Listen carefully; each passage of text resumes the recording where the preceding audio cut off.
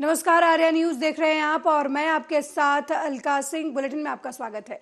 UP के मुख्यमंत्री योगी आदित्यनाथ ने लखनऊ में जनता दर्शन के दौरान लोगों की समस्याएं सुनी। इस दौरान उन्होंने कहा कि सड़क, आवास, बिजली जैसी बुनियादी सुविधाएं आम जन तक पहुंचाने के लिए सरकार ने शानदार काम किया है। फिर भी यदि किसी को इन सुविधाओं को लेकर कोई समस्या है तो उसका जल्द से जल्द निराकरण किया जाएगा। उन्होंने आश्वस्त करते हुए कहा कि जिन्हें आवास की समस्या रह गई है उन्हें आवास उपलब्ध कराया जाएगा। कहीं किसी गांव मोहल्ले में सड़क की दिक्कत रह गई है तो वो सड़क मरम्मत की जाएगी, उसका निर्माण कराया जाएगा।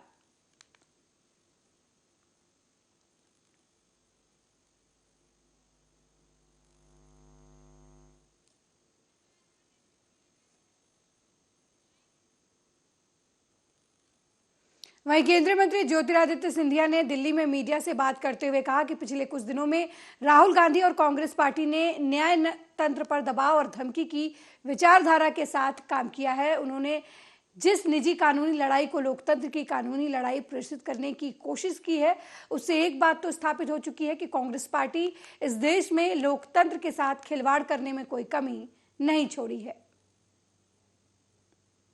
पिछले कुछ दिनों में जिस तरीके से श्री राहुल गांधी और कांग्रेस पार्टी ने जहां एक तरफ न्यायतंत्र पर दबाव और धमकी की विचारधारा के साथ कार्य किया है और जिस तरह उन्होंने अपनी व्यक्तिगत कानूनी लड़ाई को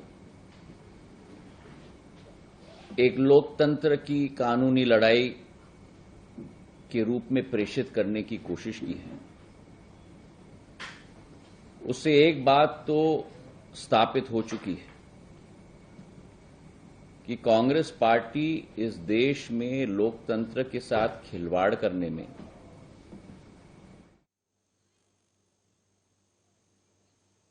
वहीं पूर्व कांग्रेस नेता गुलाम नबी आजाद और केंद्रीय मंत्री ज्योतिरादित्य सिंधिया के सवाल पर कांग्रेस अध्यक्ष मल्लिकार्जुन खड़गे ने मीडिया से बात की। उन्होंने कहा कि कांग्रेस पार्टी कभी किसी के ऊपर दबाव नहीं डालती। मैं ये भी नहीं कहना चाहता हूं कि सरकार दबाव डाल रही है, लेकिन एक उदाहरण है कि एक व्यक्ति जिसने 3 साल सजा होती है, इसके बावजूद उसकी सदस्यता रद्द नहीं की जाती, और एक व्यक्ति राहुल गांधी जिसने सच कहा, उनकी सदस्यता रद्द की जाती है।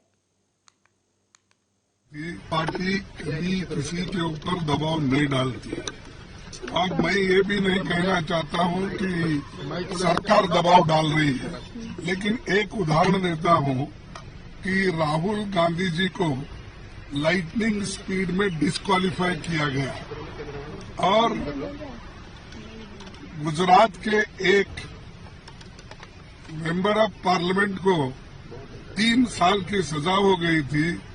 उसको 16 दिन में उसका पूरा डिस्क्वालिफिकेशन का रद्द करा के उसको पार्लियामेंट अटेंड करने दिया। आप लोगों को मालूम होगा, लेकिन एक को 3 साल सजा होने के बाद भी उसको। वहीं बिहार में हुए दंगों पर राज्य के मुख्यमंत्री नीतीश कुमार ने प्रतिक्रिया दी है। उन्होंने कहा कि सभी अधिकारी लगे हुए हैं, हर घर में जांच की जा रही है, कुछ दिन बाद सब पता चल जाएगा, ये जानबूझकर किया गया है। ये बात काम किया, बहुत अच्छे ढंग से सब चीज कंट्रोल हुआ और एक एक आदमी से पूछे और जान लीजिए सब लोग लगा हुआ है, एक एक घर में जा जा करके देख रहा है। तो कुछ दिन के बाद आप लोगों को पता चलेगा, ये जानबूझ करके जानते हैं ना, ये सब किया गया। एक जगह जिनको जाना था जानबूझ करके वहां करवाया है और दूसरा जगह बिहार शरीफ है, समझ गए। बिहार शरीफ नामकरण किसने किया है? बिहार था, पूरे राज्य का नाम बिहार और उस जगह का नाम बिहार, और उसको हम ही किए बिहार शरीफ। आप जरा जान लीजिए, भूलिए मत। तो उस बिहार शरीफ में जो धंधा करने का कोशिश कोई किया है, ये सब पता चलेगा कुछ दिन के बाद। कुछ से कुछ बोलते रहता है, लेकिन हम तो एक एक को लगाए हुए हैं और एक एक घर में लोग जा रहा है, आप जान लीजिए। और कहीं कुछ है ही नहीं, ये कुछ न कुछ अंदर से इधर उधर किया। तो उस सब पर भी जांच हो रही है। और सब लोगों से यही हमारी अपील है कि भाई आपस में कोई तरह का ये सब नहीं होना चाहिए। आज तक हुआ ही नहीं, तो ऑल ऑफ ए सडन वहां काहे के लिए हुआ? तो ये सब जानबूझ करके एक तरह की योजना है। वहीं गोरखपुर में श्री पारस दिगंबर जैन सोसाइटी की तरफ से 24वें तीर्थंकर भगवान महावीर स्वामी के 26 और 21वें जन्म उत्सव पर आर्य नगर स्थित जैन मंदिर में अलग अलग कार्यक्रमों का आयोजन किया गया। सुबह 9 बजे से एक भव्य शोभा यात्रा आर्य नगर से बख्शीपुर अग्रसेन चौक, टाउन हॉल, गणेश चौक होते हुए पूना जैन मंदिर पर समाप्त हुई। इस कार्यक्रम में भारतीय जनता पार्टी के क्षेत्रीय अध्यक्ष सहजानंद राय मुख्य अतिथि के तौर पर उपस्थित हुए। वहीं विशिष्ट अतिथि राज्य मंत्री दर्जा प्राप्त पुष्पदंत जैन ने बताया कि भगवान महावीर का संदेश जियो और जीने दो, अहिंसा परमो धर्म है।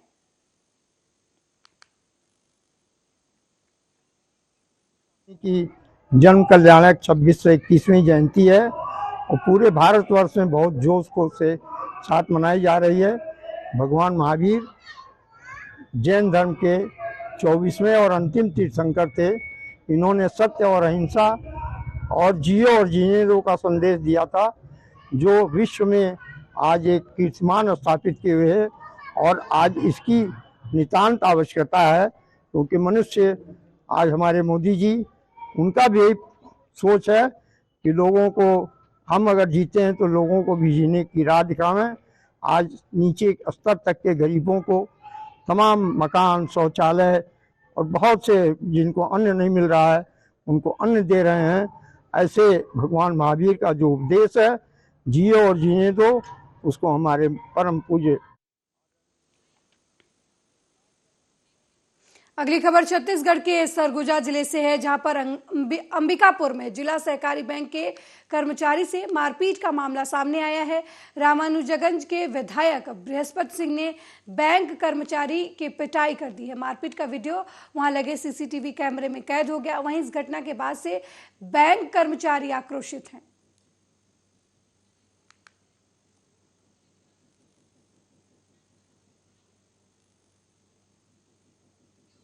राजधानी दिल्ली में एक ऐसा मामला सामने आया है, जहां ससुराल पक्ष में अपनी बहू को घर में अकेले छोड़कर ज्यादातर कमरे में ताला लगाकर परिवार के लोग चले गए। कमाल की बात यह हुई कि जब रसोई का सारा सामान, खाने पीने का सब कुछ अपने साथ पैक कर ले गए। जब पत्रकारों ने पीड़िता से पूछा तो उसने अपनी आप बीती बताई। रोते हुए कहा कि मेरी 2 साल की बेटी है, उसे दूध तक का पैसा मेरे पास नहीं है। कुछ दिन तो आसपास वालों ने मेरी मदद की, लेकिन उसके चचिया ससुर के व्यवहार की वजह से लोगों ने मदद करना अब बंद कर दिया है। उसने बताया कि पुलिस को सूचना दी, लेकिन वहां से भी किसी तरह की कोई कार्रवाई नहीं हुई, उल्टा उसे ही समझाने लगे। उसने कहा कि अब मैं कहां जाऊं, क्या करूं, मुझे न्याय चाहिए। महिला का पति गवर्नमेंट एम्प्लॉय है और एमसीडी में जॉब करता है, वो भी उससे इसी हाल में छोड़कर चला गया है। अभी तक पति का भी कोई अता पता नहीं है। नाम करके है किशनगंज थाने में, तो वो आईओ है मेरी, तो उन्होंने मुझे फ़ोन करा और उन्होंने मुझे ये सांत्वना दी थी कि भाई क्या कहते हैं, ये लोग अपना सामान लेके जा रहे हैं और जो आपका सामान है वो आपके हस्बैंड कह रहे हैं कि मैं 3 दिन में लौटा दूंगा। तो उसके बाद से फिर मैंने जब फ़ोन करा उन्हें, तो फिर उन्होंने कहा कि आपके हस्बैंड का फ़ोन नहीं मिल रहा है और हमारी बात नहीं हो पा रही है उनसे। तो इस समय आपके मौजूदा स्थिति में हस्बैंड कहाँ हैं? मेरे वहीं दिल्ली में पोस्टर वार लगातार जारी है। बीजेपी ने पोस्टर वार की है, जिसमें मनीष सिसोदिया, सत्येंद्र जैन, राज्यसभा सांसद संजय सिंह और मुख्यमंत्री अरविंद केजरीवाल के पोस्टर जारी किए गए हैं। उनमें लिखा है, आपके करप्ट चोर मचाए शोर।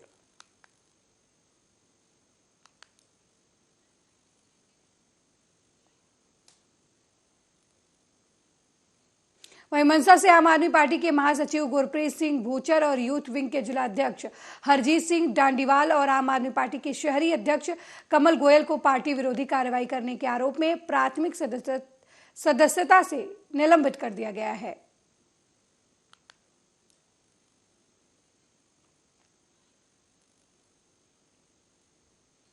वहीं आगरा के फतेहपुर सीकरी में बीजेपी विधायक और पूर्व सांसद चौधरी बाबूलाल के बेटे का एक ब्लॉक कर्मचारी को धमकाने का ऑडियो सामने आया है, जहां पर रसूखदार सरकारी कर्मचारी से अभद्रता करते हुए पाए गए हैं। ऑडियो में विधायक का बेटा कर्मचारी से अपमानजनक भाषा में बात करते सुना जा सकता है। साथ ही विधायक के साहबजादे फोन न उठाने की शिकायत करते हुए आग बबूला हो गए, जिस पर पीड़ित ने विधायक के बेटे से जान का खतरा बताया। विस्तार से बता दें कि आगरा के फतेहपुर सीट से विधायक चौधरी बाबूलाल के बेटे रामेश्वर चौधरी के खिलाफ खंड विकास अधिकारी अकोला में एसपीओ सुशील बाबू निगम ने तहरीर दी है। उनका कहना है कि 2 अप्रैल को उनके मोबाइल पर रामेश्वर चौधरी का फोन आया। फोन उठाते ही उन्होंने अभद्रता करनी शुरू कर दी। वो खाल में भूसा भरवाने की बात कर रहे थे, जबकि पीड़ित शालीनता से अपनी बात कर रहे थे। पीड़ित का कहना है कि वो उनसे इस व्यवहार के कारण पूछते रहे, लेकिन वो धमकी देते रहे। हेलो, नमस्कार सर। नमस्कार। कितने दिन हो गए तुझे वहाँ अकोला में? क्या हो गया साहब? पूछ रहा हूँ कितने दिन हो गए यार? 3 साल हो गए। क्या 3 साल हो गई? 3 साल हो गए जी। तो पट्टा लिखा के लाया क्या वहाँ का? नहीं, हो क्या गया साहब? नहीं, मैंने पट्टा लिखा के लाया क्या? नहीं, मैंने क्या कर दिया साहब? मैं ये कह रहा हूँ, हमारा फोन आता है, तू फोन उठा के रख देता है कि देखो इनका फोन आ रहा है। मैं एक ही बार में सर आपका फोन पहली घंटी में उठाया। तेरी में नहीं सर, ये गलत बात है। मैं क्या कह रहा हूँ? नहीं, मैंने जब कुछ कहा ही नहीं आपने। सरकार के आदेशों की अवहेलना करेगा। कौन सी अवहेलना कर दी साहब मैंने? तेरी अम्मा नहीं, में साहब कौन सी मैंने अवहेलना कर दी? मैं क्या कह रहा हूँ? नहीं सर, करेंगे तेरी माँ, आरती उतारेंगे। नहीं सर, बिना तथ्यों के आपका ये मिथ्या आरोप गलत है सर, बिल्कुल। जब मैं पहली घंटी पे फोन उठा रहा हूँ आपका, तथ्य के साथ तुझे तथ्यों के साथ अवगत कराएंगे। नहीं, जिसको अवगत कराना है उसको कराएंगे। मैं ये नहीं कह रहा हूँ साहब, पहली घंटी पे मैं फोन उठा रहा हूँ आपका। सुन यार, तुझे क्या अवगत थोड़ी कराएंगे? अवगत कराएंगे। नहीं तो साहब, ये तो कोई बात नहीं हुई। नहीं, ये तो कोई बात नहीं हुई कि आप खाने में घुस भर देंगे। क्यों? ये कौन सी बात हुई?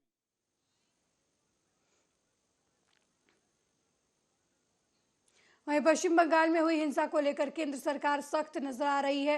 गृह मंत्री अमित शाह ने मंगलवार को रामनवमी पर हुए दंगे और खराब कानून व्यवस्था पर ममता सरकार से रिपोर्ट मांगी है। गृह मंत्रालय ने पश्चिम बंगाल के चीफ सेक्रेटरी से 3 दिनों के अंदर पूरी घटना पर रिपोर्ट भेजने को कहा है। बंगाल बीजेपी अध्यक्ष सुकांत मजूमदार ने गृह मंत्री अमित शाह को चिट्ठी लिखी थी, जिसमें उन्होंने कहा था कि हिंदुओं को लगातार बंगाल में निशाना बनाया जा रहा है। इसी चिट्ठी के बाद गृह मंत्रालय ने यह रिपोर्ट मांगी है। इससे पहले गुरुवार को हावड़ा में रामनवमी के जुलूस के दौरान 2 समूहों के बीच झड़प के बाद गृह मंत्री अमित शाह ने बंगाल के राज्यपाल सीवी आनंद बोस और राज्य बीजेपी प्रमुख सुकांत मजूमदार से बात की और राज्य में कानून व्यवस्था की स्थिति का आकलन किया। सुबह में जो सासाराम जाना था, महान सम्राट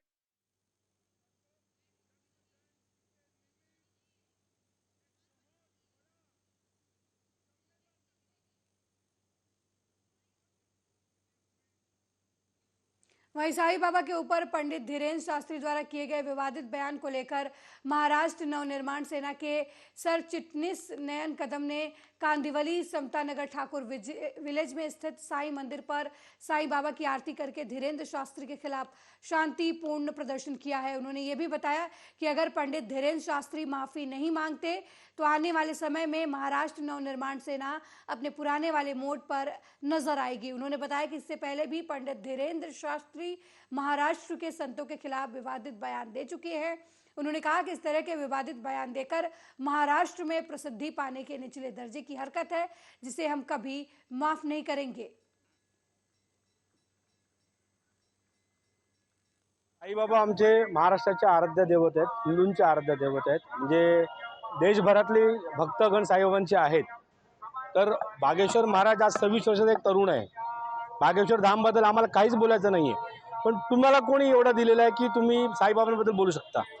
आमची अस्मिता, आमच्याकडे मुलगा किंवा शपथ घेतो तेव्हा बोलतो आई बाबा आणि साईबाबा शपथ।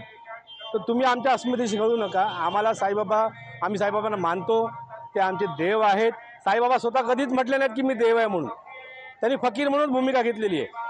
पण साईबाबा स्वतःला कधीच त्यांनी देव म्हणून घेतले, पण आमच्या मनामधले आमच्या अस्मितेचे देव आहे ते साईबाबा आमचे देव आहेत। मुंबईतनं महाराष्ट्रातनं तुम्ही बघताय की कशा पालख्या निघतात, साहेबांच्याकडे चालत चालत मुंबईतनं मुलं जात आहेत, तर तुम्हाला आमच्या भावनेशी खेळण्याचा काही अधिकार नाहीये. बागेश्वर जे धीरेंद्र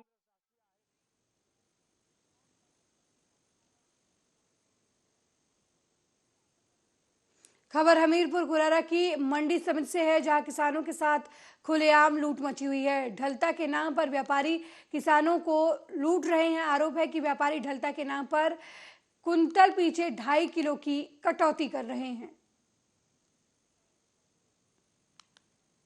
लगभग 2-2.5 किलो निकल जाता है। अच्छा, जबकि अधिकारियों का कहना है कि ढलता नहीं लिया जाता है। ढलता लिया जाता है, बराबर सब ले रहे हैं। बराबर ले रहे हैं पूरी मंडी में, जबकि अधिकारियों का तो कहना है कि एक भी ढलता नहीं लगता है। क्या अधिकारियों के यहाँ कुछ उनकी सुनी जा रही है? अधिकारियों की बात मानी जा रही है? व्यापारी मान रहे हैं या नहीं मान रहे हैं? अधिकारियों की बात अगर व्यापारी मान रहे हो, ये कहे लगभग 2-2.5 किलो निकल जाता है। आज तो नहीं लाए ना, ले मैं कहा है। अच्छा, तो इस मंडी में ढलता लगता है? हाँ, मंडी में जबकि आदेश दिए कि ढलता नहीं लगेगा। क्या व्यापारी ढलता ले रहे हैं आपसे? यहाँ पे तो बहुत लूट मची। यहाँ के व्यापारी हैं जो मनमानी ढलता ले रहे हैं। 60 किलो की तौल करते हैं, यहाँ की 1 कुंटल होनी चाहिए। 60 किलो की तौल करते हैं, जिसमें 1 कुंटल 1 किलो को ढलता निकाल लेते हैं। प्रशासन के आदेश से ढलता सब बंद है, लेकिन यहाँ के मनमानी कर रहे हैं यहाँ के लोग। अच्छा, कुल मिला के हम ये कह सकते हैं कि 1 कुंटल में 2 से 2.5 किलो ये लोग ढलता के नाम पे और पल्लेदा के नाम पे ले लेते हैं। हाँ, और यहाँ तक कि पानी पीने वाले को भी निकाल देते हैं उसमें। तो इस विषय में क्या पूरे मंडी समिति में यही चल रहा है? वहीं आगरा की छावनी विधानसभा सीट से बीजेपी विधायक और पूर्व मंत्री डॉक्टर जीएस धर्मेश और थाना सदर के दरोगा के बीच जमकर हॉट टॉक देखने को मिली। विधायक ने अपने साथ अभद्रता करने का आरोप लगाया है, वहीं दरोगा ने गलत काम करने का दबाव बनाने की बात कही है। बताया जा रहा है कि विधायक एस धर्मेश एक केस में पक्ष की पैरवी के लिए गए थे। वहीं इस मामले की शिकायत मिलने के बाद पुलिस कमिश्नर ने दरोगा को लाइन हाजिर कर दिया है। मुझे आवाज में बात सुन ली, किस तरह बात कर रहे हैं मुझसे? बोला, बताओ क्या बोलो? क्या बोला हम आपको? नहीं बोलिए ना, आप क्या बोला? मुझे कराना है, करा तो जाओ। हमने आपको आते हुए देखा ही नहीं। जिसने आपने देखा ना, मेरे पहले तो गन्ना में जाके बताया ना आपको। मैं एक बयान लिख रहा हूँ, इस तरह उनकी आवाज में जो करना कर लो। क्या बोल रहे हो तुम? आप दबाव जो वहीं प्रतापगढ़ में बदमाशों ने एक किशोर को दिन दहाड़े गोली मार दी। ये घटना लालगंज कोतवाली के विकास नगर की है, जहां एक किशोर को अज्ञात बदमाशों ने दिन दहाड़े गोली मार दी। गोली लगने से किशोर गंभीर रूप से घायल हो गया, जिसे आनन फानन में लालगंज सीएचसी में भर्ती कराया गया। वहीं घटना की जानकारी पाकर मौके पर एएसपी पश्चिमी और सीओ लालगंज भारी पुलिस बल के साथ मौके पर पहुंचे और मामले की छानबीन शुरू कर दी। ये उत्कर्ष कौशल नाम के व्यक्ति है जो अपने ननिहाल में गया हुआ था, जहां पर उसके साथ एक गोली चलने की घटना से उसके पेट में गोली लगी हुई है। परिवारजन सीएचसी लाया गया। सीएचसी के बाद डॉक्टर ने उचित इलाज हेतु सलाह दिया और ये लोग घायल को लेकर अस्पताल लखनऊ लेकर रवाना हो गए हैं। तहरीर अभी प्राप्त नहीं हुई, तहरीर मिलने पर कार्रवाई की जाएगी। मौके पर थाना अध्यक्ष लालगंज, मैं भी जा रहा हूँ। जाँच पड़ताल जारी है। घटना के परिप्रेक्ष्य में पूरी घटना जानकारी होने पर कार्रवाई। अगली खबर सीतापुर से है, जहां रामपुर कला क्षेत्र के कोरार में एक युवक का शव मिलने से इलाके में हड़कंप मच गया। मिली जानकारी के मुताबिक मृतक घर से मजदूरी करने के लिए निकला था और संदिग्ध परिस्थितियों में युवक का शव बरामद हुआ है। वहीं घटना की जानकारी पाकर मौके पर पहुंची पुलिस ने शव को कब्जे में लेकर पोस्टमार्टम के लिए भेज दिया और मामले की जांच पड़ताल में जुट गई। ये हमारा लड़का है, रोहित नाम। इसकी उम्र क्या है? इसका है 18 साल। 18 साल।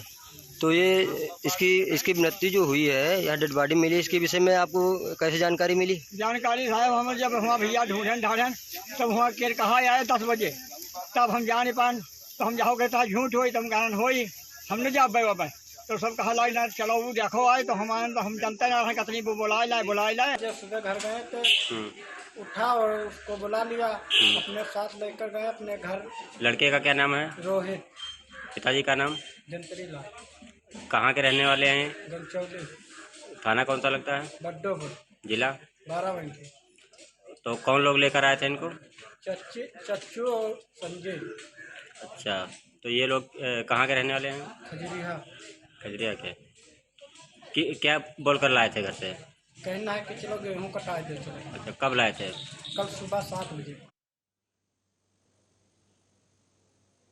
वहीं अलीगढ़ मुस्लिम विश्वविद्यालय के vice chancellor professor Tariq Mansoor के इस्तीफे के बाद अलीगढ़ मुस्लिम विश्वविद्यालय में जश्न का माहौल देखने को मिला।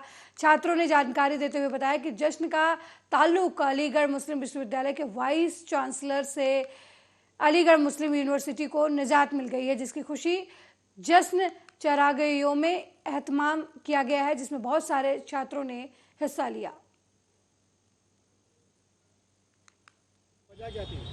जश्न का जो ताल्लुक है वो मुस्लिम यूनिवर्सिटी के वाइस चांसलर से आज हमारी मुस्लिम यूनिवर्सिटी को निजात मिल गई है, तो हमने जश्न चरागाह और योम निजात का यहाँ पर एहतमाम किया, जिसमें बहुत सारे तालिब इल्मों ने हिस्सा लिया अल्हम्दुलिल्लाह। और आज बेपनाह खुशी का दिन है और हमारी अली फ्रेटर्निटी के लिए आज ये ईद है।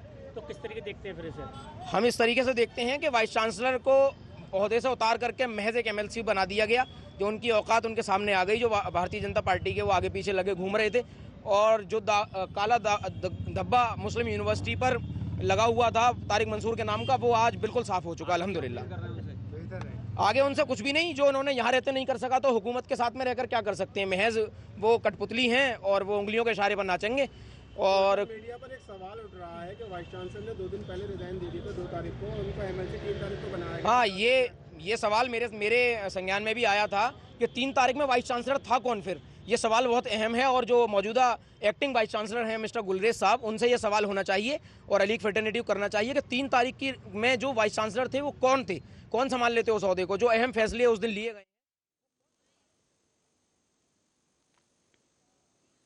वहीं महाराष्ट्र के कल्याण में घर में सेंधमारी कर लाखों रुपए की चोरी करने वाले एक शातिर चोर को पुलिस ने गिरफ्तार किया है। अभियुक्त का नाम जावेद अख्तर मोहम्मद सलीम शाह बताया जा रहा है, जो भिंडवी का रहने वाला है। जानकारी के मुताबिक कुछ दिनों पहले महात्मा फूले पुलिस थाना क्षेत्र में एक घर की खिड़की के ग्रिल काटकर घर में घुसने के बाद अभियुक्तों ने सोने चांदी के आभूषण, टीवी, मोबाइल फोन और लाखों रुपए की संपत्ति चोरी की थी। वारदात के समय CCTV में अभियुक्त कैद हो गया था। उसी के आधार पर महात्मा फूले पुलिस ने अभियुक्त को भिंडवी के शांति नगर से गिरफ्तार कर 6,24,000 का सामान बरामद किया है।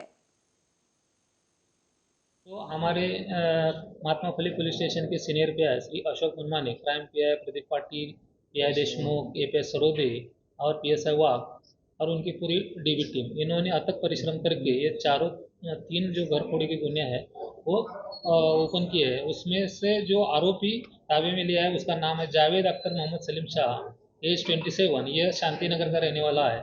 इसके ऊपर शांति नगर में भी एक गुना दाखिल है। लगभग 6.25 लाख रुपए का मुद्देमाल उसके ताबे में लिया है। इसमें से jet Jawahar, mobile, LED TV और रोक रकम उसमें मिली है।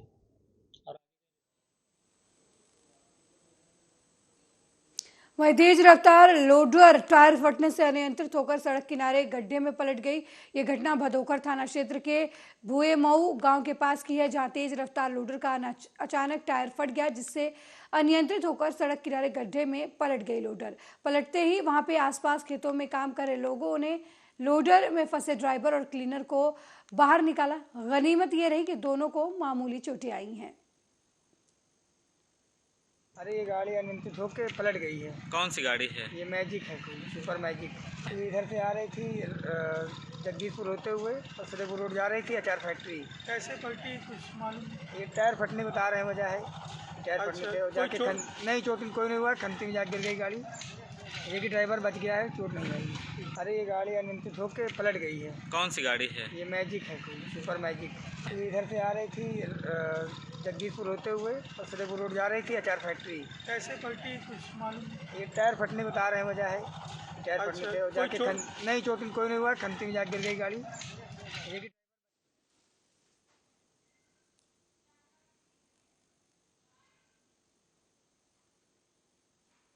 वहीं बिजली विभाग की लापरवाही का खामियाजा किसान भुगत रहे हैं। बिजली के जर्जर तार टूटकर गिर रहे हैं और किसानों के मेहनत को बर्बाद कर रहे हैं। ताजा मामला बछरावा थाना क्षेत्र के तोरियाहार गांव का है, जहां पर बिजली किसान सर्किट से 15 बीघे गेहूं की फसल जलकर राख हो गई। स्थानीय लोगों ने फायर ब्रिगेड को सूचना दी। मौके पर पहुंचे दमकल कर्मियों ने कड़ी मशक्कत के बाद आग पर काबू पाया, लेकिन तब तक 15 बीघे से अधिक फसल जलकर राख हो गई।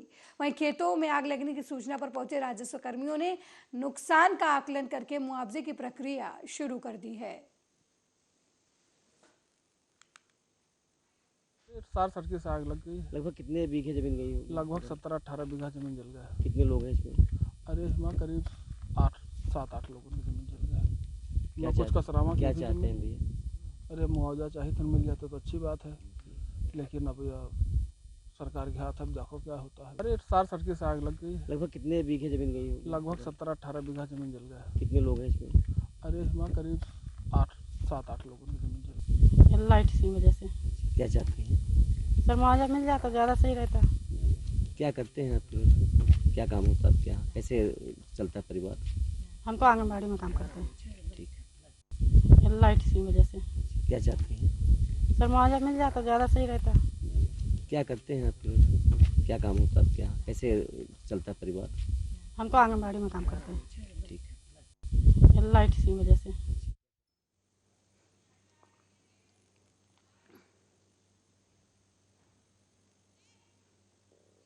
वहीं लखनऊ से एटीएम चोरी का मामला सामने आया है, जहां सुशांत गोल्फ सिटी के खुरदही बाजार के पास एटीएम काटकर बदमाशों ने 40 लाख रुपए नकदी लूट लिए।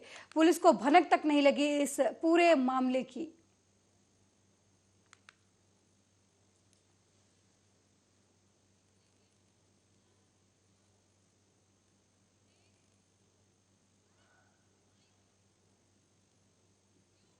वहीं गोरखपुर में बेहतर पुलिसिंग के साथ जन सुनवाई की व्यवस्था और ठीक करने के लिए 31 नई पुलिस चौकियां खोली गई हैं। इसी के साथ अब जिले में कुल चौकियों की संख्या 99 पहुंच गई है।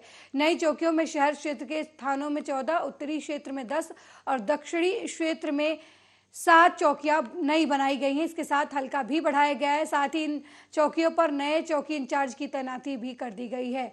एसएसपी डॉक्टर गौरव ग्रोवर ने बताया कि पुलिसिंग को और बेहतर बनाने के साथ ही हर इलाके में आसानी से कम समय में पुलिस पहुंच सके और जन सुनवाई में किसी तरह की दिक्कत ना आए, इस पर काफी दिनों से काम चल रहा था। तीनों एसपी कमेटी बनाकर इनकी जिम्मेदारी दी गई है।